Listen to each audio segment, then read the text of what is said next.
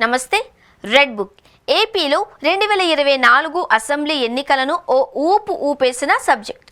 అప్పట్లో ఆ పేరే ఒక పొలిటికల్ సంచలనం అయింది. అప్పుడు అధికారంలో ఉన్న వైసీపీ, టీడీపీ లీడర్స్ క్యాడర్ను విపరీతంగా వేధిస్తోంది అని, అలా చేసిన వాళ్ళందరి పేర్లు నోట్ చేసుకుంటున్నాను అంటూ రెడ్ బుక్ చూపించారు టీడీపీ జాతీయ ప్రధాన కార్యదర్శి లోకేష్. అందరికీ బాకీలు వడ్డీతో సహా తీర్చేస్తాము అని కూడా అప్పట్లో చెప్పారు ఆయన. ఇక ఎన్నికల తరువాత రాష్ట్రంలో కూటమి ప్రభుత్వం అధికారంలోకి వచ్చింది. అయినా సరే రెడ్ బుక్ పేరు మోగిపోతోంది. లోకేష్ అందులో నిజంగానే పేర్లు రాసుకున్నారా? ముందు చెప్పినట్టుగానే తాము పవర్లోకి వచ్చాక నాడు నోట్ చేసుకున్న వాళ్ళ పని పడుతున్నారా అన్న సంగతి పక్కన పెడితే, ఇప్పుడు టీడీపీ కంటే వైసీపీ వాళ్ళ నోటి నుంచి ఆ పేరు ఎక్కువగా వినిపిస్తోంది. కూటమి అధికారంలోకి వచ్చాక రాష్ట్రంలో రెడ్ బుక్ రాజ్యాంగం నడుస్తోంది అని, ప్రతిపక్ష నాయకులను విచ్చలవిడిగా అరెస్టులు చేస్తున్నారు అని ఆరోపిస్తున్నారు వైసీపీ నాయకులు. వాటి డోస్ కాస్త పెరుగుతున్న క్రమంలో కేవలం చట్టాన్ని ఉల్లంఘించిన వారి కోసమే రెడ్ బుక్ అని కూడా క్లారిటీ ఇచ్చేశారు మంత్రి లోకేష్. అయినా సరే వైసీపీ నేతలు మాత్రం ఎక్కడా తగ్గడం లేదు. సందర్భం వచ్చిన ప్రతిసారి రెడ్ బుక్ రాజ్యాంగం అన్న పదాన్ని వాడుతూనే ఉన్నారు. ఆ పేరుతో కేవలం కక్ష సాధింపు రాజకీయాలు నడిపిస్తున్నారు అంటూ విస్తృత ప్రచారం చేసింది ఫ్యాన్ పార్టీ. అటు టీడీపీ కూడా మొదట్లో ఈ ప్రచారాన్ని లైట్ తీసుకున్నా మెల్లగా ఇది ఎక్కడో తేడా కొడుతున్నట్టు గ్రహించిందట. అందుకే రెడ్ బుక్ కు రెడ్ సిగ్నల్ వేస్తేనే మంచిది అని అనుకుంటున్నట్టు సమాచారం.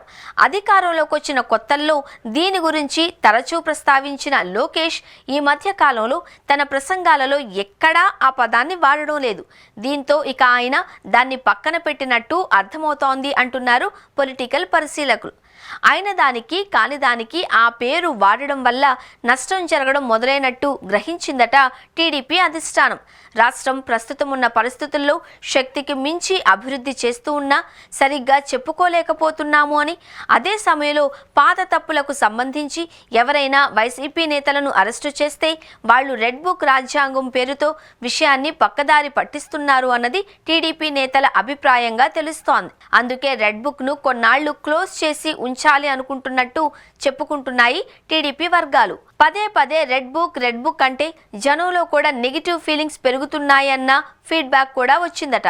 ఏ కారణంతో ప్రతిపక్ష నేతల అరెస్టు జరిగినా అది రెడ్ బుక్ ప్రకారమేనన్న ఫీలింగ్ ప్రజల్లోకి వచ్చింది అని, ఇది మరింత పెరిగితే పార్టీకి ఇబ్బంది కావచ్చు అన్న హెచ్చరికలు కూడా రావడంతో ఇక కొన్నాళ్లు ఆ పదాన్నే పలకకూడదు అని పార్టీ నేతలు డిసైడ్ అయినట్టు సమాచారం. టీడీపీ వర్గాలతో పాటు కొంతమంది మంత్రులు, అధికారుల్లో కూడా దీని మీద చర్చ జరుగుతున్నట్టు తెలిసింది. 1కి 10 సార్లు ఆ మాట మాట్లాడడం వల్ల జనంలో నెగిటివ్ ఫీలింగ్ కలుగుతోంది అని భావిస్తుందట టీడీపీ వర్గం. అందుకే కొన్నాళ్లు దాన్ని పక్కన పడేసి కేవలం ప్రభుత్వం చేస్తున్న అభివృద్ధి సంక్షేమం మీద మాత్రమే జనంలో చర్చ జరిగేలా జాగ్రత్తలు తీసుకుంటే బాగుంటుంది అన్నది పార్టీలో ఎక్కువ మంది అభిప్రాయంగా చెబుతున్నారు. కానీ ఆ అభిప్రాయాన్ని ధైర్యంగా ఎవరూ బయటకు చెప్పలేకపోతున్నారట. అదే సమయంలో లోకేష్ కూడా ఆ ప్రస్తావన తగ్గించేయడంతో అంతా మన మంచికే అనుకుంటున్నట్టు సమాచారం. మొత్తం మీద ప్రస్తుత పరిస్థితులు, నేతల అభిప్రాయాలను గమనిస్తూ ఉంటే తాత్కాలికంగానైనా రెడ్ బుక్ ను ఫోల్డ్ చేసి పక్కన పెట్టారు అన్నది రాజకీయ వర్గాల అభిప్రాయం.